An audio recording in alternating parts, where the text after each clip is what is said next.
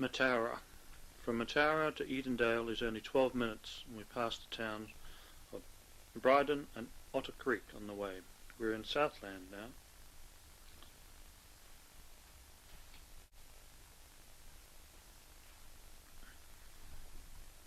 Southland.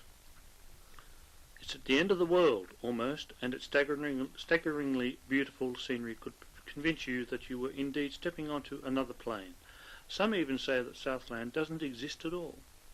Speak to the historical purist and you will learn that Southland does not exist. Officially there is no such province. Question him further and you will find contradiction in his answers.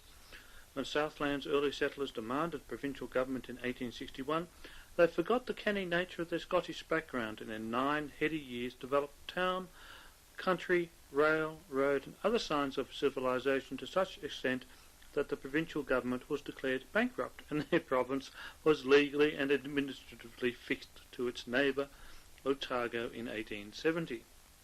Yet despite this, the future of the province was assured, albeit unofficially, because of the 103,000 people who proudly call themselves Southlanders to this day have scant regard for the historical purist arguments about their legitimacy. They live in New Zealand's southernmost land district, Murihiku, the last joint of the tail, as the Maori call it. Their province takes in about 11,000 square miles. Its boundaries start just above the breathtaking hills and valleys of Milford Sound on the west coast, skirts the southern shores of Lake Wakatipu, bordering central Otago, and meanders its way through some of the lushest, most productive land in New Zealand to join the southeast coast near an unspoiled area called Catlins. Southland is a province of contrast. Signs of Maori settlement go back as far as the 12th century around the southern coast, and since those days of rapid development in the 1860s, its people have developed a land of unlimited potential for agricultural purposes and regained the conservative reputation for which their largely Scottish forebears were known. Yet there is a grittiness in the Southland character. It manifests itself in an agrarian excellence that would not have otherwise been achieved had conservatism dominated. Contrast continues in the land itself.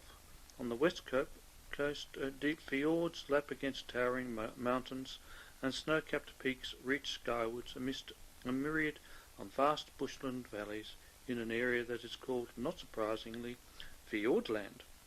Inland stretch the two massive plains on which the province's prosperity has grown to depend, surrounding the commercial heart of the city of Invercargill and eventually reaching the southern and southeastern coasts. Well, we're going to continue now with more music from a couple more tracks from Sitting In from Jim Messina and David Loggins.